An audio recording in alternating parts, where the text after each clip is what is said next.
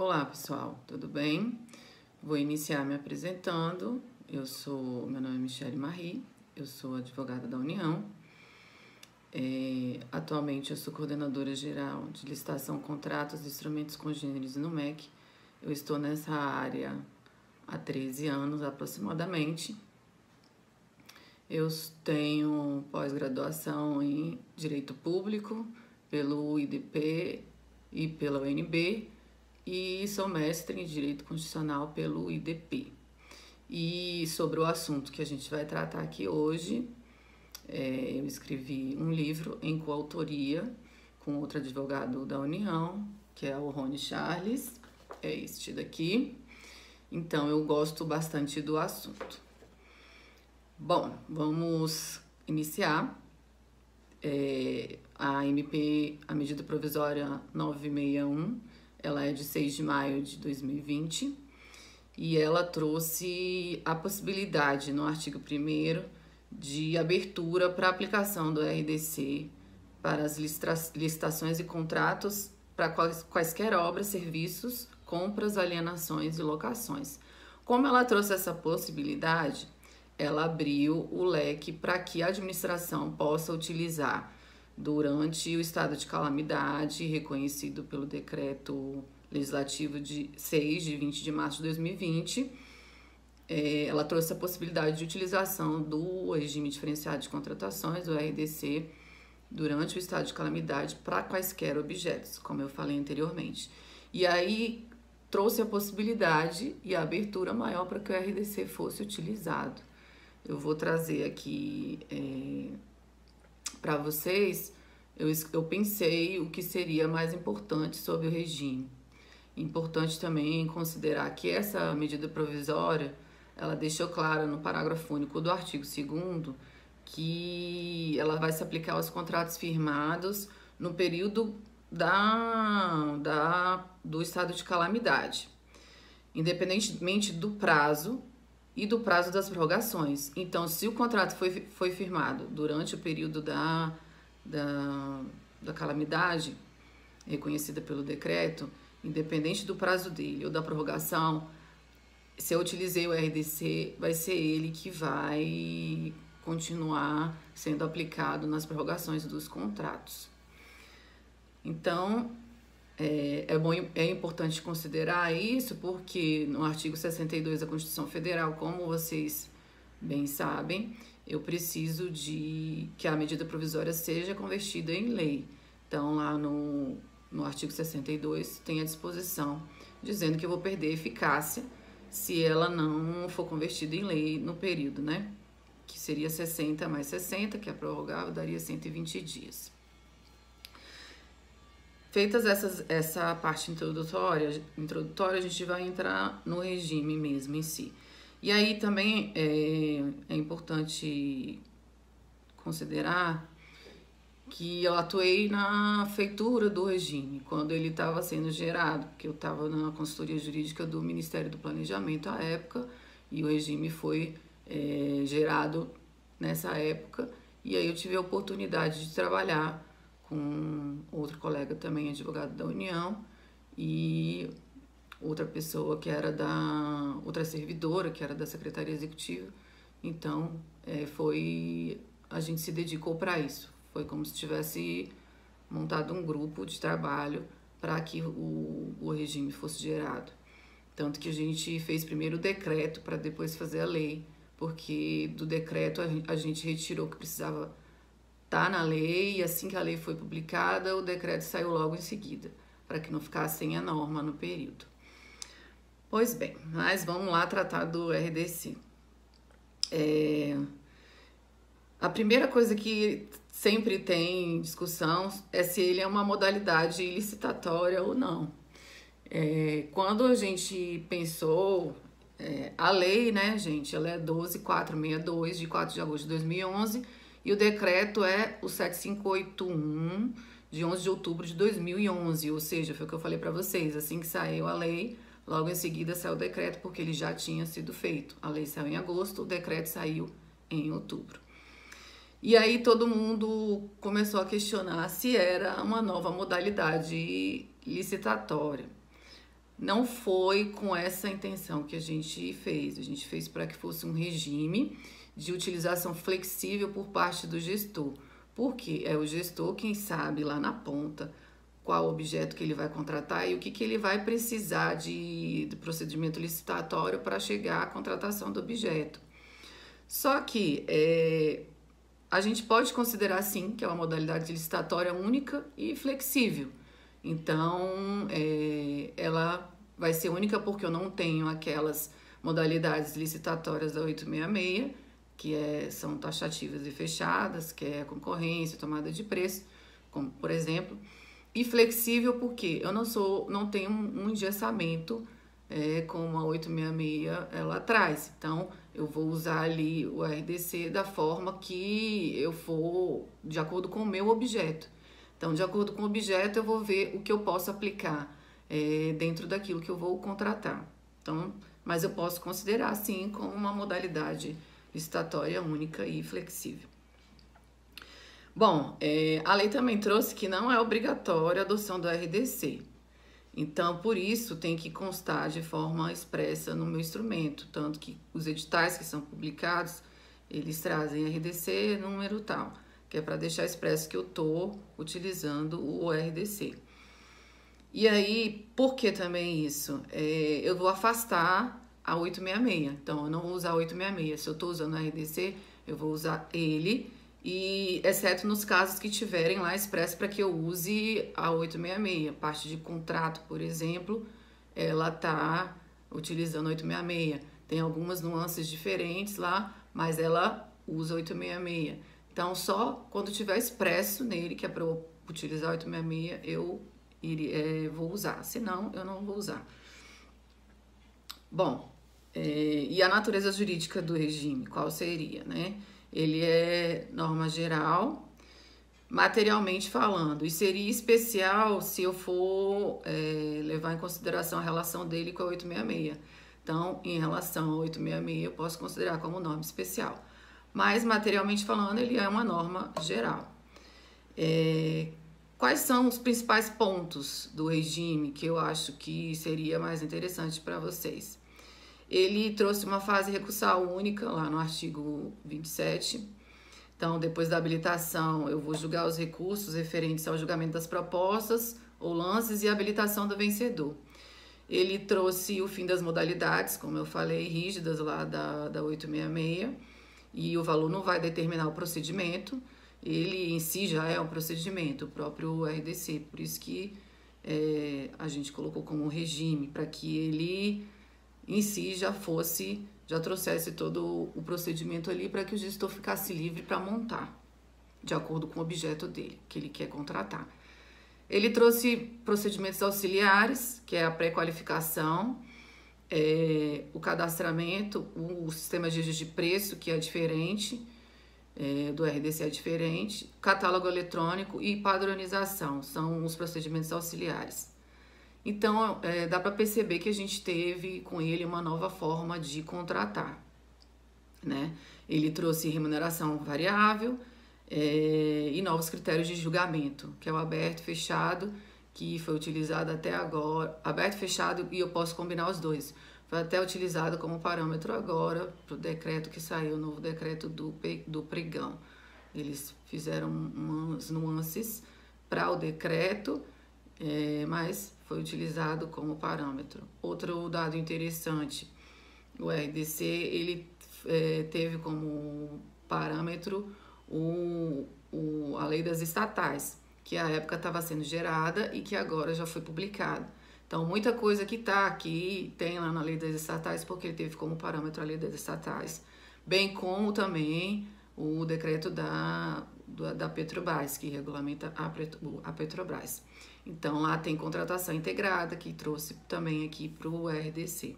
Isso é só a título de curiosidade. Bom, houveram no início ações ADIs contra o regime, teve a 4655 e teve a 4645. E um ponto que foi batido muito foi a questão do sigilo do orçamento, porque o RDC trouxe também como novidade a questão do sigilo do orçamento. Então, foram colocadas nessas ADIs que eu citei, como se a presunção do sigilo do orçamento ela afrontaria a Constituição em relação à publicidade, em relação ao princípio da publicidade. Porque foi alegado que os atos do poder público devem ser públicos e transparentes, obrigatoriamente falando. Então, assim, o que a gente pensou quando foi criar o sigilo do orçamento? É que você tem o princípio da publicidade de forma postergada. Por quê? Primeiro que eu tenho que deixar ele aberto para os órgãos de controle. Então, e ele vai estar no processo. Então, ele está no processo aberto para os órgãos de controle. Eu só vou publicar para o licitante de maneira posterior. Então, assim, eu não vou publicar já na licitação, lá na fase externa do procedimento licitatório. Então, ele está lá dentro na fase interna do procedimento licitatório e eu vou ter abertura para os órgãos de controle, mas não para o licitante. O licitante ele só vai ter acesso posteriormente. Então, a publicidade dele é postergada. Então, não é que eu afrontei o princípio da publicidade, eu só posterguei. E eu só vou tornar público após o encerramento da licitação. Essa, na origem, era a intenção. Hoje, já se tem a abertura para que se torne público o orçamento, principalmente depois de alguns julgados do TCU, na fase de lances. Isso traz algum prejuízo, porque a intenção do orçamento sigiloso era que fosse aberto só depois de encerrar a licitação. Tá, eu tenho 2 tipos de julgamento no RDC que são uma inovação em relação ao 866, que seria o por maior desconto e por melhor técnica o conteúdo artístico. E aí, se eu for utilizar um desses, eu tenho que publicar o orçamento. Claro, porque eu vou ter que conhecer qual é o valor para que eu possa participar da licitação, para que eu possa dizer qual o desconto que vai dar, porque o julgamento vai ser por maior desconto, ou na melhor técnica, o conteúdo artístico, eu preciso também saber o valor. Então, nesses 2 casos, eu teria que publicar. Bom, eu trouxe aqui um texto que é uma recomendação da Organização para a Cooperação e Desenvolvimento Econômico, da OCDE, que é uma diretriz para combater o conluio entre concorrentes em contratações públicas. E eles dizem: use um preço máximo somente quando ele for baseado em minuciosa pesquisa de mercado e os funcionários estejam convencidos de que ele é muito competitivo. Não publique o preço, mas o mantenha confidencial em arquivo ou deposite junto a outra autoridade pública. Então, a gente já tinha antes essa recomendação da OCDE e trouxemos como fundamento também para que fosse adotado o sigilo do orçamento dentro do regime diferenciado de contratações do RDC. Então, no procedimento licitatório em si do RDC, trazendo de novo para vocês os principais pontos, o que eu tenho?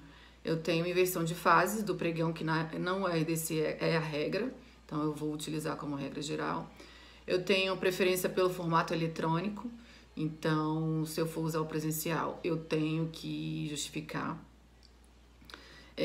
Na fase preparatória, que eu falei para vocês que seria a fase interna, eu vou definir o objeto da contratação, o orçamento, o preço de referência, a remuneração, o prêmio, o critério de julgamento que eu vou adotar, que vai ser de acordo com o RDC, os requisitos das conformidades da proposta, requisitos de habilitação, as cláusulas que deverão constar do contrato, inclusive sanções e prazo de fornecimento, indicação da forma de execução, modo de disputa e critério de julgamento. Tudo isso eu vou colocar na fase interna e não mudou no RDC, porque eu também tenho lá na 866. Os critérios de julgamento no RDC são o menor preço, que foi mantido com esse nome, e lá no RDC foi considerado menor preço, menor dispêndio para a administração, ou maior desconto. Eu vou utilizar como referência o preço total estimado que eu vou ter que ter publicado, que eu falei para vocês que seria a exceção do sigilo do orçamento. Técnica e preço, eu tenho como fator de ponderação mais relevante, vai ser limitado a 70%. Melhor técnica ou conteúdo artístico, que seria contratação de projetos e trabalhos de natureza técnica, científica ou artística, e aí eu vou incluir projeto arquitetônico e vou excluir projeto de engenharia. Eu tenho a maior oferta de preço, que são os contratos que resultam em receita para a administração pública, que também foi uma inovação do RDC. Então, se eu utilizar esse tipo de contrato, eu vou ter eu vou usar a maior oferta de preço. E eu tenho maior retorno econômico, que é utilizado exclusivamente para o contrato de eficiência, que também foi uma inovação dentro do regime diferenciado de contratações. Falando dos principais pontos que eu trouxe para vocês, a gente vai passar para a remuneração variável, que foi uma inovação trazida pelo regime, e ela está lá no artigo 10 da lei do RDC e está no artigo 70 do regulamento. Quando se pensou na criação da remuneração variável, foi em que sentido? Foi no sentido de trazer um incentivo para o contratado, para melhorar a remuneração dele, e aí eu vou vincular isso ao desempenho que ele vai trazer. Então, durante a execução do contrato, de acordo com o desempenho que ele vai trazer, eu vou remunerar ele de acordo com isso, e aí vai ser variável, por isso remuneração variável. Foi no intuito também de trazer maior eficiência para as contratações. Você tendo ali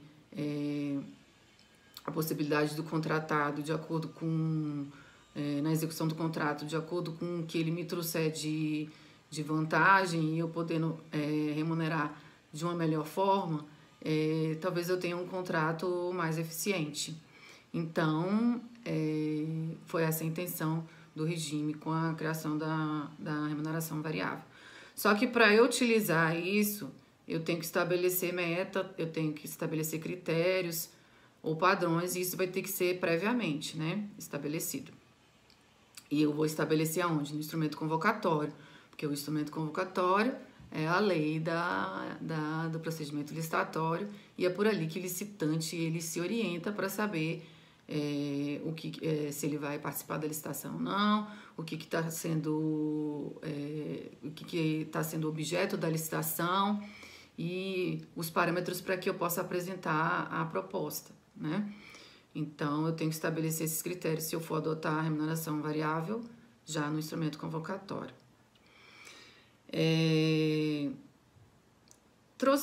Ela traz vantagem para os dois lados, a remuneração variável.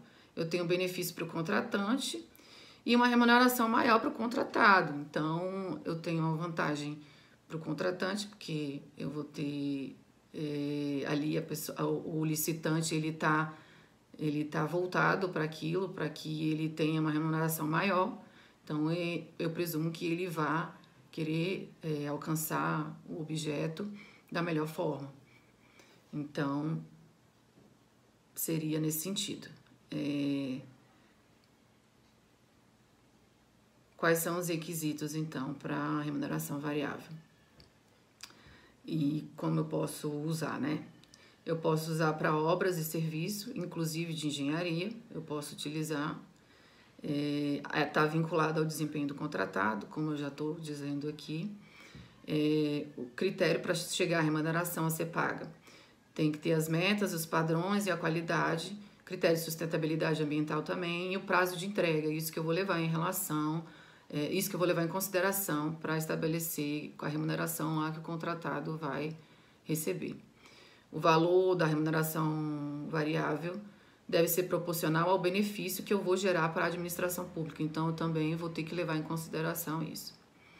Mas eu tenho que obedecer o limite do orçamento que eu pré-fixei na fase interna lá do procedimento licitatório. E eu posso adotar na contratação integrada, no regime de contratação integrada. E aí eu vou ter que observar o conteúdo do anteprojeto de engenharia para definir os parâmetros que eu vou aferir o desempenho do contratado. Na contratação integrada, a gente tem um anteprojeto, e aí, se eu for adotar remuneração variável, eu tenho que verificar no anteprojeto o conteúdo dele para que eu possa definir que parâmetros eu vou adotar para a remuneração variável. Bom, agora a gente pode partir para a contratação integrada, já que eu já comecei a falar sobre ela, que também foi uma inovação do regime. Na contratação integrada, a contratada ela vai ser responsável tanto pela elaboração do projeto básico quanto do executivo e pela execução e entrega da obra acabada, pronta para funcionar. Então, eu tirei da responsabilidade da administração pública a feitura do projeto básico e passei para contratada. Então, ela vai me dar projeto básico, executivo e vai me dar a obra pronta para funcionar. Qual foi a intenção quando a gente colocou a contratação integrada no RDC? Foi para reduzir falhas no projeto básico e no executivo. Por quê? Esse é um dos grandes gargalos na administração pública, o TCU já falou diversas vezes sobre isso. Então, a intenção foi que, se tiver falha no projeto básico e no executivo, vai ser de responsabilidade da contratada. Tanto que o RDC, no artigo 9º, parágrafo 4º da lei, ele veda a celebração de termos aditivos aos contratos firmados. Tem algumas exceções lá que eu poderia celebrar o termo aditivo, mas a regra é que eu não posso celebrar o termo aditivo. Não posso ter termo aditivo quando eu uso contratação integrada, porque o projeto básico executivo é meu. Então, não teria sentido. Isso poderia gerar alguns questionamentos do tipo, eu vou ter uma oneração maior nos contratos, eu estou transferindo o risco, eu posso diminuir o tempo de execução com isso, eu vou reduzir custos, trazer novas formas de contratação. Sim, eu vou reduzir. A intenção foi de reduzir custos e trazer novas formas de contratação.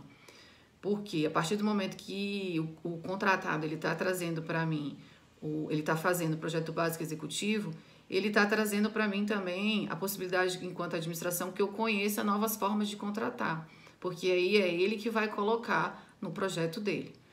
Mas eu posso ter, sim, uma oneração maior nos contratos, porque o risco, e aí, sim, eu estou transferindo o risco para ele no contrato. Então, ele pode, sim, enquanto contratado, enquanto licitante, na proposta dele, colocar um preço maior.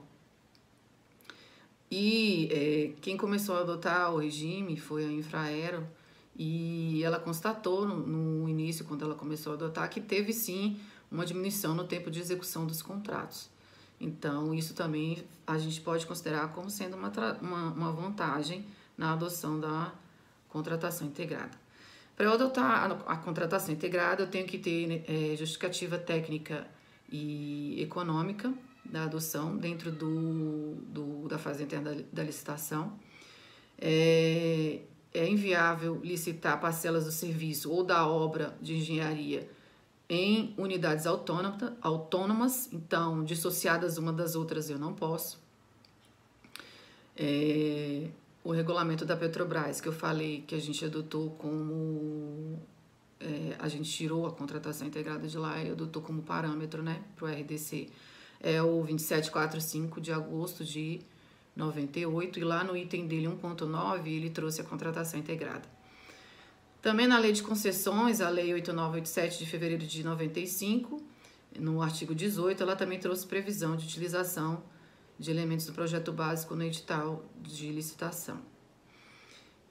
No artigo 9º, parágrafo 2º da Lei do RDC, eu vou ter lá como obrigação a necessidade de apresentação do anteprojeto de engenharia e da estimativa de custos.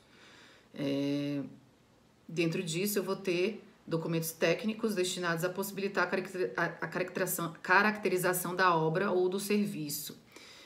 E também tenho que demonstrar viabilidade técnica, econômica e ambiental.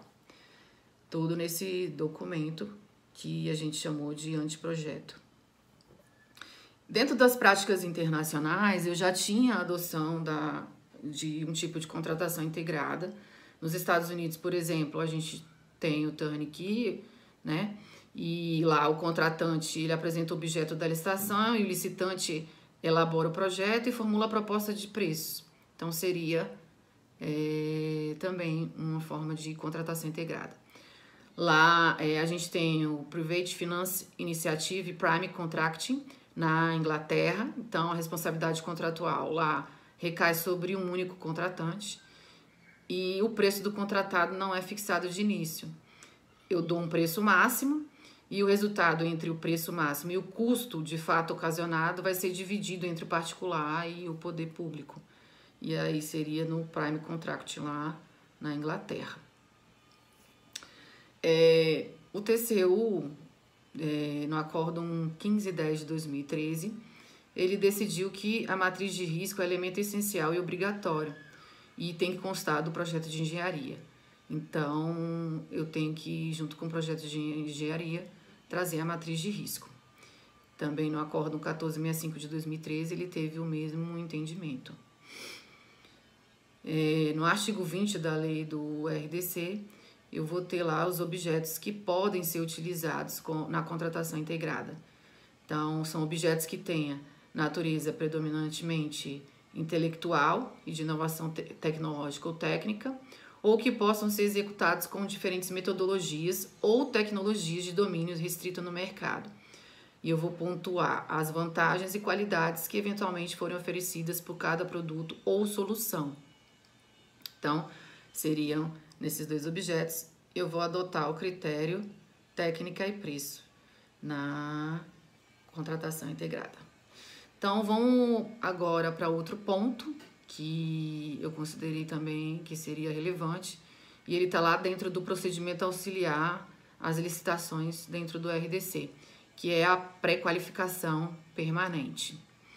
Então, no artigo 30 da lei do RDC, eu vou ter lá a pré-qualificação permanente, que é um procedimento anterior à licitação, e nele eu vou identificar fornecedor que vai reunir condições de habilitação, que eu vou colocar no meu edital, que eu vou exigir lá, para o fornecimento de bem ou execução de serviço ou obras. Então, posso para bem, execução de serviço ou obras.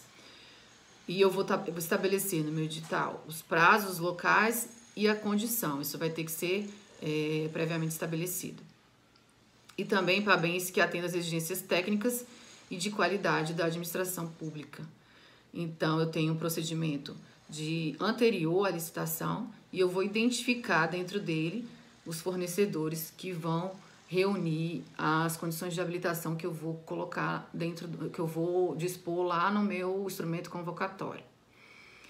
Ele vai ter que ficar permanentemente aberto para a inscrição de eventuais interessados.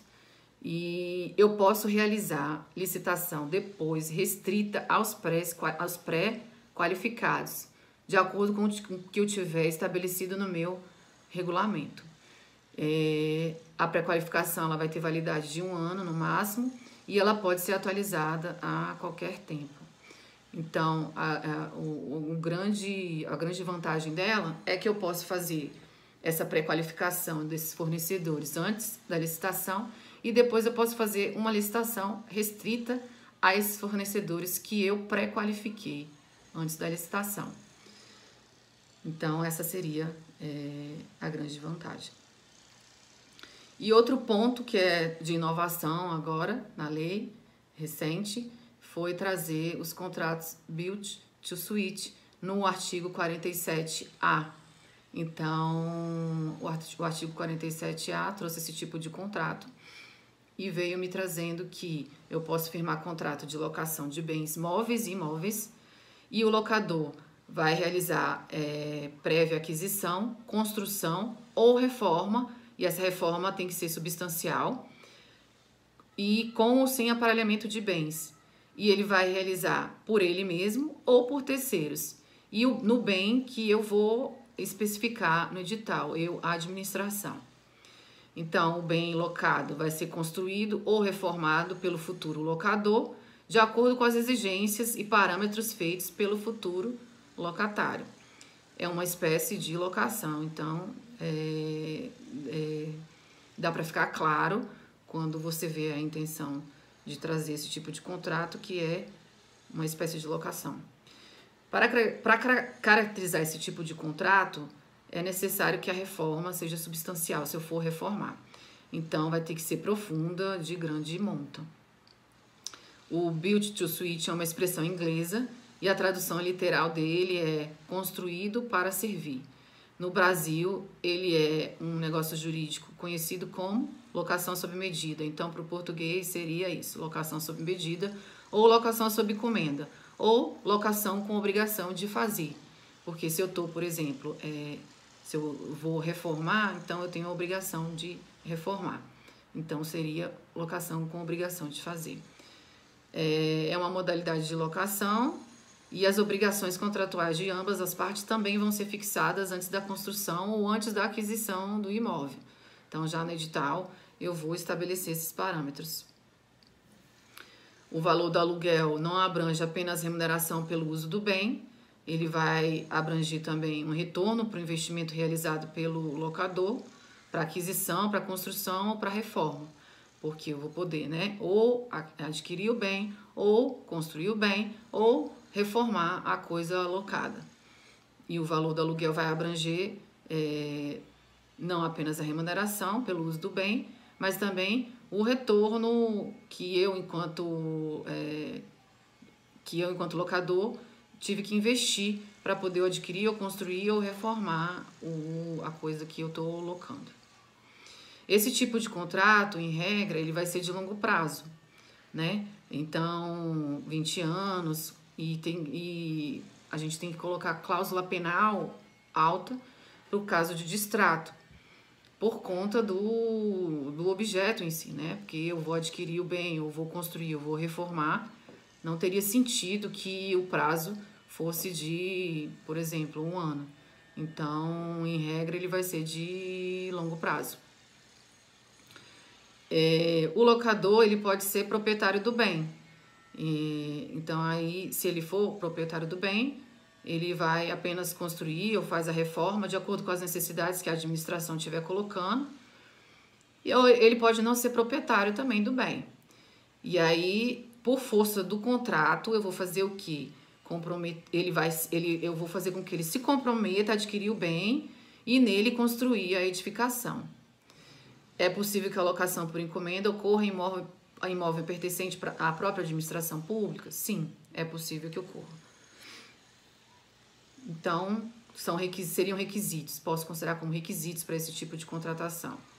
A existência de um negócio jurídico, o investidor deverá aceitar adquirir o bem, fazer a construção ou a reforma, que tem que ser substancial no bem. As necessidades e as especificações do bem vão ser definidas pelo futuro locatário. Geralmente, o prazo tem que ser longo, para que eu possa ter o retorno.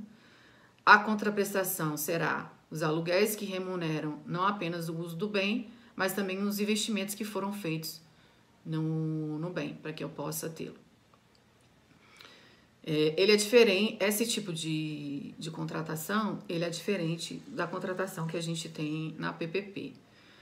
Na PPP, parceria público-privada, o parceiro privado, após construir a obra, ele fica prestando algum tipo de serviço para a administração, o que não ocorre nesse tipo de contratação. Eu não vou ter essa prestação de serviço depois que eu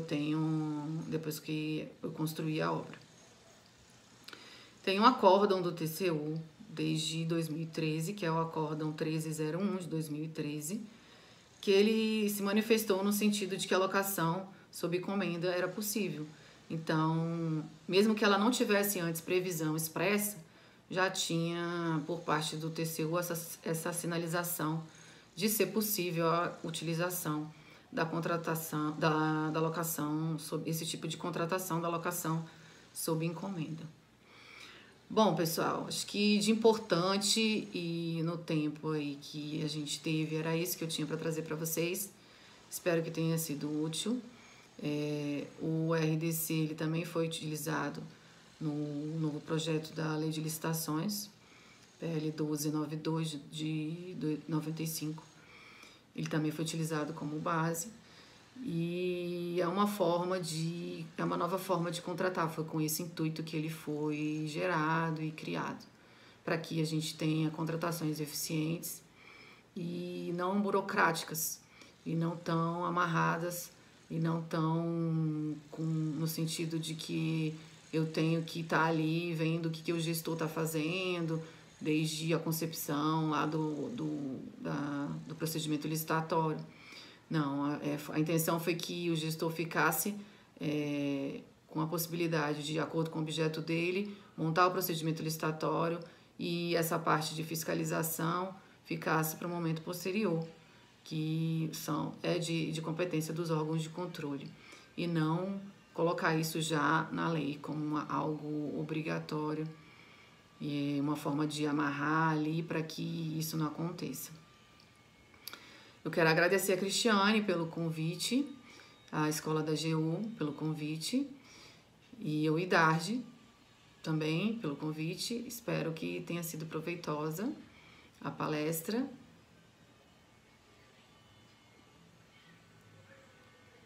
É isso. Obrigada pela atenção de vocês. Até um outro momento.